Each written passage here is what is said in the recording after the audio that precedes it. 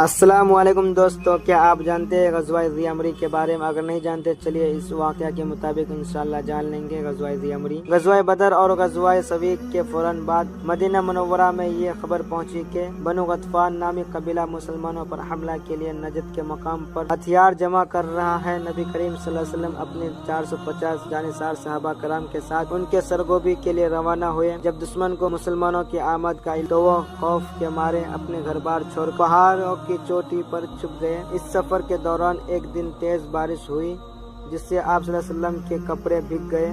آپ صلی اللہ علیہ وسلم ایک درخت کے نیچے اب تنہا آرام فرما رہے تھے۔ دشمن کا سردار داسور بن حارث موقع پا کر ننگی تلوار لیے آپ صلی اللہ علیہ وسلم کے سر پر آ کھڑا ہوا اور بڑے غرور سے بولا، اے محمد، اب بتائے آپ کو مجھ سے کون بچائے گا؟ نبی کریم صلی اللہ علیہ وسلم نے ذرہ برابر بھی خوف محسوس نہیں کیا اور بڑے اطمینان سے جواب دیا، اللہ کا نام سنتے ہی داسور پر ایسی ہیبت اور اس کے ہاتھ سے تلوار گر گئی۔ آپ صلی اللہ علیہ وسلم نے فوراً وہ تلوار اٹھائی اور پوچھا، اب تو بتا تجھے مجھ سے کون بچائے گا؟ وہ کانپنے لگا اور اپنی غلطی تسلیم کرتے ہوئے معافی مانگنے لگا۔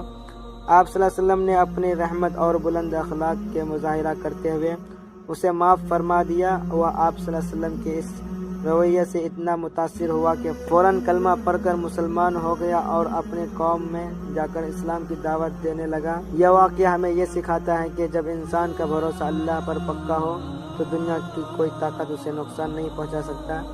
پھر ملتے ہیں اگلے نئے واقعہ کے ساتھ، تب کے لیے ویڈیو کو لائک کریں، شیئر کریں اور اگلے ویڈیو کے لیے چینل کو سبسکرائب کر کے بیل آئیکن کو پریس کر کے رکھیں تاکہ آنے والا ویڈیو آپ سے مس نہ ہو پائے۔ السلام علیکم۔